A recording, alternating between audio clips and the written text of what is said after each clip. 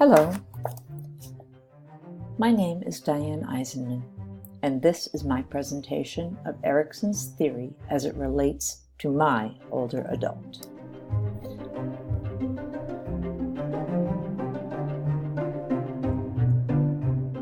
I have chosen Erikson's seventh stage of psychosocial development, where the task is defined as generativity versus stagnation. This stage is associated with later adulthood, defined by Erikson as ages 40 through 65. My older adult is actually 66, and she would be in stage 8, integrity versus despair. However, I believe she's more on the cusp between the two stages and is moving slower towards stage 8. The stages to be completed in stage 7 involve parenthood, work, and community. Criteria for a successful resolution of this stage are career satisfaction, the launching of children on their own, and participation in the community, which includes school, church, and volunteer activities.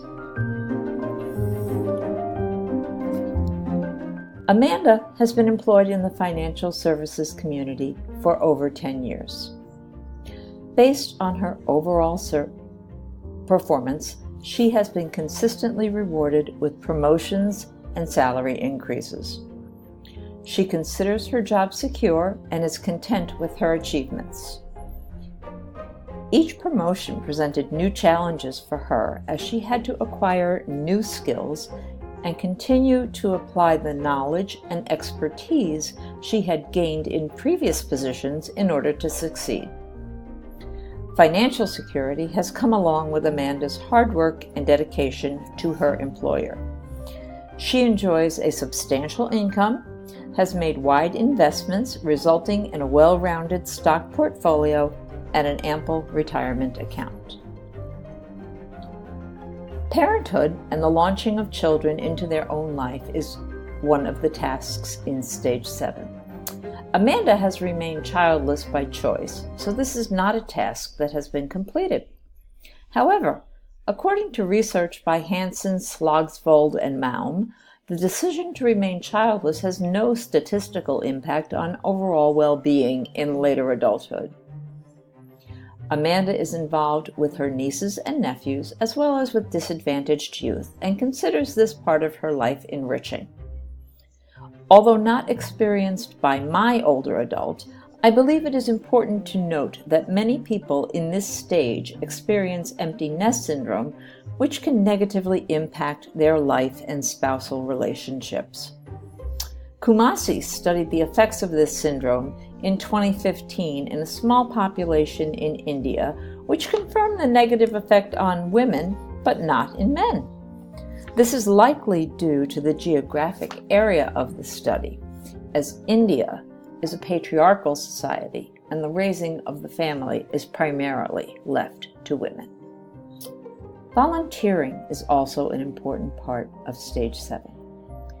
Amanda serves her community in a number of different ways. She is a mentor for disadvantaged youth, teaching them the basics of finance, such as setting up a checking account, making a budget, and managing savings accounts. According to Johnson, Martinovich, and Price, therapeutic mentoring of youth has a positive impact on their lives. As an active member of her church community, Amanda helps with feeding the homeless, leads an adult Bible study group, and has become a member of the vestry. She's also able to use her position in the financial services community to raise money for a local reading program, which purchases books for grade school children. In addition, she takes time to go to the local elementary schools and is a guest reader in the classroom. Amanda has faced many challenges in her lifetime. Her largest single accomplishment and challenge was overcoming substance abuse. According to her, the problem began slowly in her late 20s and escalated until she became a functional alcoholic. being able to perform the functions of her job, but unable to manage her private life. She hit rock bottom when she was arrested for driving under the influence. This is the event which led to her first admission to a rehabilitation facility. She was subsequently admitted 2 more times before she conquered her addiction. Her ability to participate in volunteer activities suffered during this time. It was difficult for Amanda to discuss career satisfaction in terms of sexual harassment in the workplace. She chooses to believe she was not a victim, but after talking about the subject, sees that she has worked in a hostile work environment for a long time. Research by Quick and McFadden demonstrates the changing view of sexual harassment in the workplace over the last 20 years, and the difficulty of even defining what constitutes harassment in the modern era. Amanda's accomplishments are many. She considers her victory over substance abuse to be the greatest achievement of her lifetime. Knowing the damage that could have occurred had this not been conquered, she is grateful to have had the financial resources to access quality care. She is thankful for the support of her employer, who allowed her the time to heal and return to work. Amanda was also able to return to her community service activities and added an additional one, this one dedicated to the prevention of substance abuse among the adolescent population. Amanda has successfully resolved the psychosocial crises as set forth by Erikson. She is invested in her career, involved with family and friends, and volunteers in the community.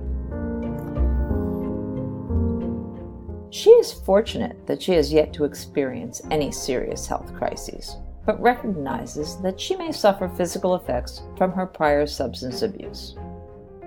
There is a history of substance abuse in her family, and she is proud to say she has remained sober for more than 8 years.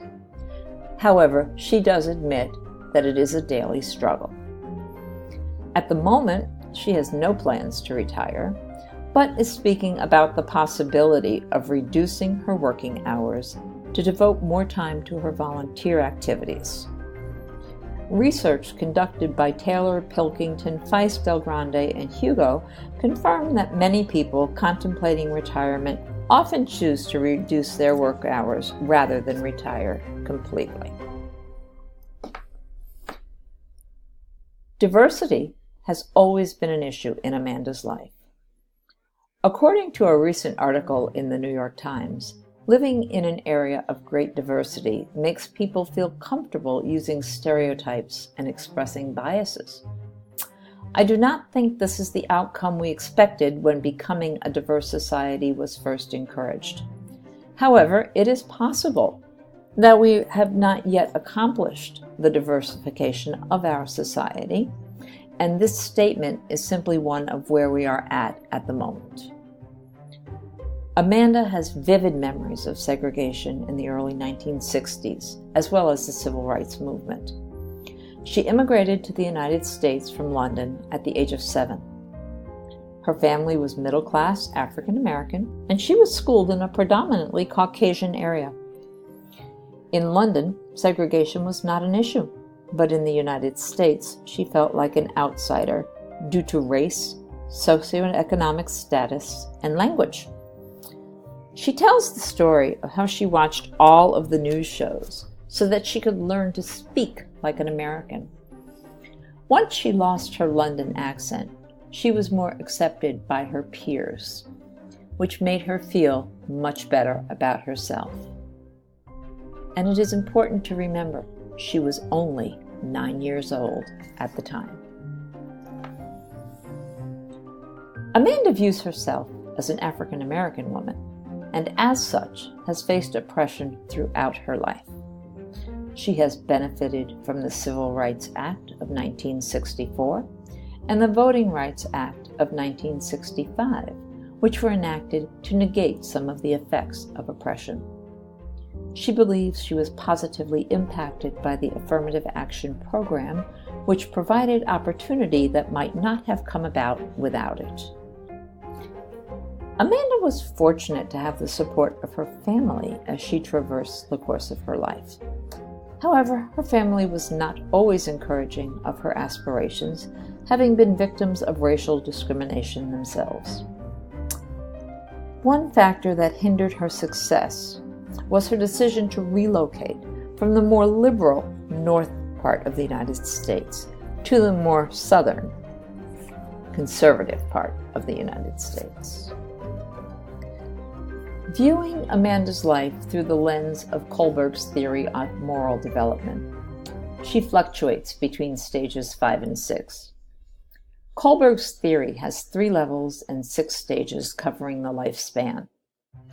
The stages in level 1 revolve around punishment and obedience for the purpose of achieving a reward. Level 2 is more conventional reasoning, where a person will structure their behavior to please others and also develop a strong affinity for law and order. The post-conventional reasoning in level 3 is where a person develops respect for individual rights while respecting the democracy of law. There is a sense of morality and conscience when assessing both behavior and social and conventional law. A person in level 3 has accepted the concept of law as necessary to maintain social order, but is also willing to question those that go against their own moral grain.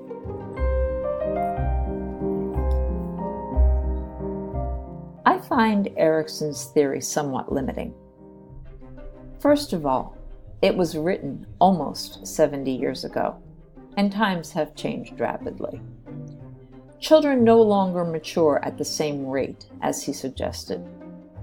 In some cases, the rate of maturity has hastened, most likely due to the prevalence of the internet, and in some cases, it has slowed. Infants and toddlers may progress at almost predictable rates, but there is no allowance in his theory for the profoundly disabled or the children that become ill. Moving into the school years, children progress at different rates. I think the greatest change in modern times is the slowing of the rate of maturation in adolescence. With the advent of the helicopter parent, adolescents are prevented from trying and failing. Failure, although not liked by most, is a necessary step when you are trying to form your identity, as it provides valuable skills in learning how to resolve differences. I also question if successful resolution of each stage is truly necessary for success in the next stage, or whether or not it is necessary to go back and try to resolve those stages that did not have a positive outcome. Erikson did not take into account social forces and expectations on individuals, which have changed considerably over the years. Another question to ask is the relevance of the theory to the various cultures and how it can be adapted to take into account different cultural norms. Finally, because of the ambiguities in the theory, it is difficult to measure and quantify any type of result that relies on the use of Erikson's theory exclusively to measure any type of social growth. These are the references I used in the making of this presentation.